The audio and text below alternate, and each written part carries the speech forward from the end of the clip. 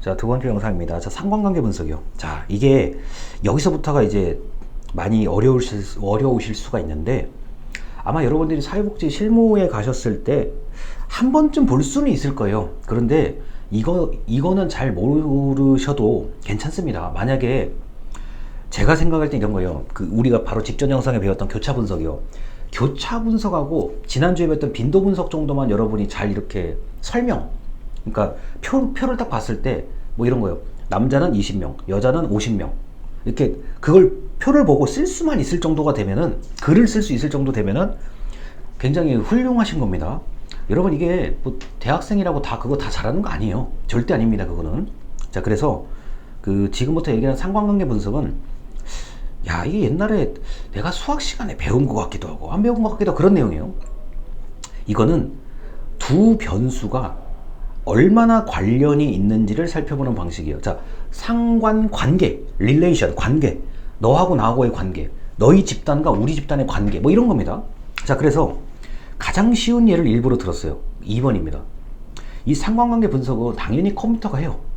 당연히 어떤 통계 프로그램이 당연히 해주는데, 통계 프로그램의 결과가 이렇게 나와요. 자, 왼쪽에 있는 표를 보면은, 자, 잘 보세요. 1, 2, 3, 4, 5 이게 한 개의 변수입니다. 1, 2, 3, 4, 5 이게 한 개의 변수고, 10, 20, 30, 40, 50 이게 또 하나의 변수예요. 자, 변수 두 개를 상관관계를 봤더니 1, 2, 3, 4, 5는 1씩 늘어나잖아요. 1, 2, 3, 4, 5 1씩 늘어나는 거고, 10, 20, 30, 40, 50은 10씩 늘어나잖아요. 1 하나씩 늘어나고 10개씩 늘어나잖아요. 이 두 변수의 상관관계를 봤더니 1이잖아요. 1은 완전한 양의 상관관계. 그러니까 정비례. 그러니까 이걸 만약 그림으로 그리면 그냥 쭉 일직선이에요. 일직선으로 이렇게 나타나는 정비례입니다. 자, 그런데 제가 일부러 오른쪽 표를 이렇게 했어요. 자, 1, 2, 3, 4, 5 똑같아요. 하나씩 증가해요. 그런데 반대로 한쪽을 바꿨죠. 50, 40, 30, 20, 10 하나는 증가하고 하나는 감소하는 걸로 바꿔놨어요. 이거를 상관관계 분석을 해보니 그 상관관계 계수가 마이너스 1로 나와요. 이거는 완전 반비례예요. 우리가 한번 중학교 때나 고등학교 때 그래프를 보신 적이 있겠죠. 완전한 반비례 관계예요. 자, 그래서 마이너스 1부터 1까지 값으로 나올 수 있는 게 상관관계 계수라고 얘기를 해요. 마이너스 1은 완전한 반비례 관계, 1은 완전한 비례 관계, 정비례 관계입니다. 그래서 이 두 개의 개념을 잘 이제 보시면 아무런 문제가 없다라고 하는데, 절대 여러분들이 상관관계 계수를 찾아내는 게 아닙니다. 통계 프로그램이 해요. 그럼 무슨 말이냐? 이걸 왜 봐야 되냐면은, 두 변수, 두 집단이 얼마나 관련이 있는지. 만약에 마이너스 1쪽으로 값이 나타나면 나타날수록 반비례 관계다. 플러스 1쪽으로 나타나면 값이 나타날수록 자, 정비례 관계다. 요걸 보시는 거고요. 이게 헷갈리시면 안 되는 게 0으로 나올 때도 있어요. 그러니까 0에 몰려있는 값으로 나올 때는 이게 아무것도 없다, 없을 무자의 0이 아니라 관련이 없는 거예요. 자, 다시요. 그냥 1에 가까워질수록 점점 정비례한다는 거예요.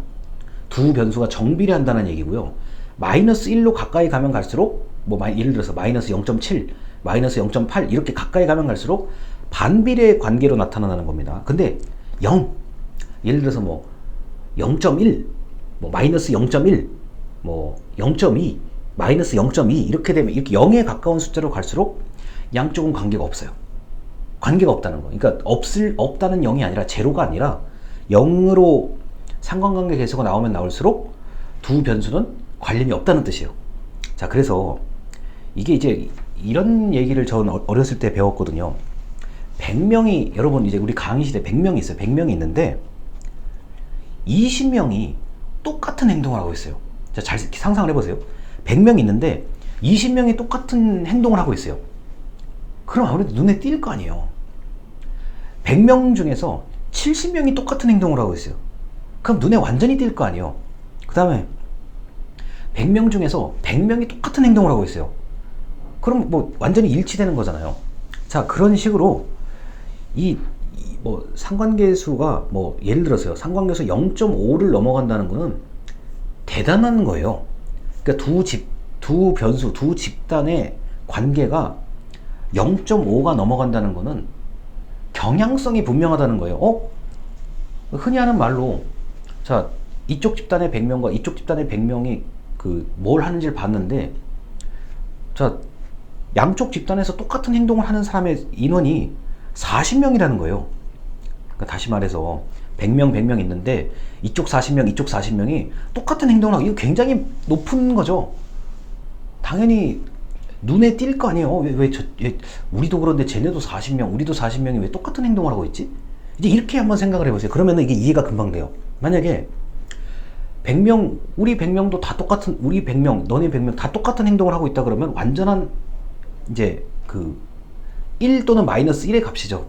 이거는 뭐 여지가 전혀 없는 거잖아요. 근데 우리 쪽 뭐 한두 명, 쟤네 쪽 한두 명, 100명 중에서요. 야, 우리 쪽 한두 명, 뭐 쟤네 쪽 한두 명 뭐 같은 행동 하고 있는 것 같은데? 이러면 눈에 안 띈다고요. 그래서 이게 사회과학에서는 사실은 0.3이나 0.4 또는 마이너스 0.3이나 마이너스 0.4 정도만 돼도 이게 상관관계가 높은 걸로 보셔야 돼요. 이게 근데 이제 어떤 교과서에서는 뭐 0.7, 0.8 또는 마이너스 0.7, 마이너스 0.8 이렇게 돼야만 뭐 상관관계 계수의 값이 높다라고 얘기하는데, 아닙니다. 그거는 지금 방금 말씀드린 거예요. 100명 중에 40명, 100명 중에 40명이 똑같은 행동을 하고 있으면 이거 높은 거죠. 그래서 보통 사회과학에서는 0.4 또는 마이너스 0.4 이상의 값이 나오면 상당히 관련이 있다라고 봅니다. 그래서 헷갈리시면 안 됩니다. 0이 제로를 뜻하는 0이 아니라 서로 관련이 없다라는 뜻입니다. 상관관계 분석에서는요. 자, 그래서 이렇게까지만 알아두시면은, 마이너스 1로 상관관계 계수가 가면 갈수록 이거는 반비례, 플러스 1로 가면 갈수록 정비례, 요거만 아시면 됩니다. 그래서 혹시 여러분들이 좀 어려우실 수도 있는데, 혹시나 사회복지관 가셔가지고 상관관계 분석이라는 걸 딱 이렇게 뭐 어디 조사해서 딱 보면은 그때 보시면 알아요. 옛날에 수업 때 이거 몰랐는데 이거 보니까 이거 이제 그렇게 될 거예요. 그러니까 너무 염려 안 하셔도 되겠습니다. 자, 그래도 사회조사 방법론에서 상관관계 분석, 그래도 이게 뭔지 한 번은 들어보고 끝내야 되는 게 맞는 거라고 생각을 해서 그렇습니다. 자, 일단 여기까지입니다. 감사합니다.